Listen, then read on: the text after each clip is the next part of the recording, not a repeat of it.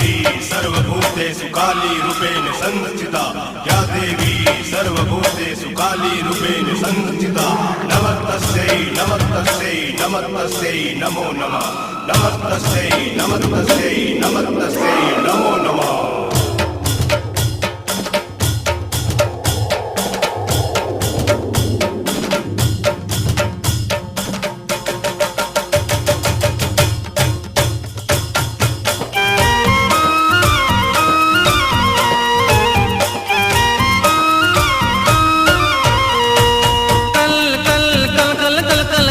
माता काली कल कल कल कल कल कल करती माता काली खंडा कप्पर लय हाथ में रूप धरे विकराली। जय हो काली जय हो काली जय हो काली जय हो काली।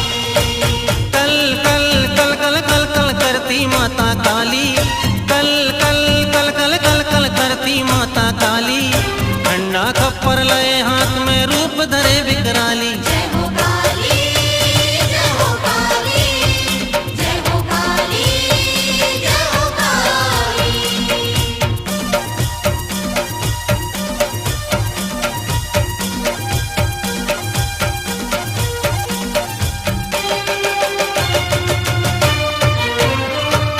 खटखट खड़क चलावे मैया शीश काटती जावे हो शीश काटती जाए हो मैया शीश काटती जाए हो।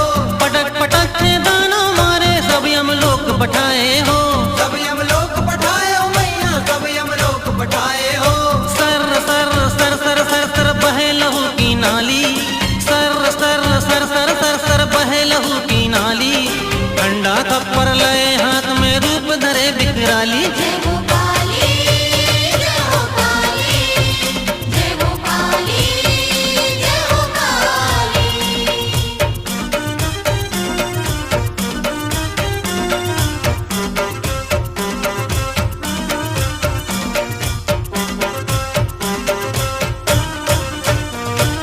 रुंड मुंड की माला पहने लट अपनी बिखराए हो लट अपनी बिखराए हो मैया लट अपनी बिखराए हो। काल रूप कंकाली मैया लंबी जीभ दिखाए हो लंबी जीभ दिखाए हो मैया लंबी जीभ दिखाए हो। गट गट गट गट गट गट पिए लहू की लाली गट गट गट गट गट गट पिए लहू की लाली खंडा कप्पर लय हाथ में रूप धरे बिकराली।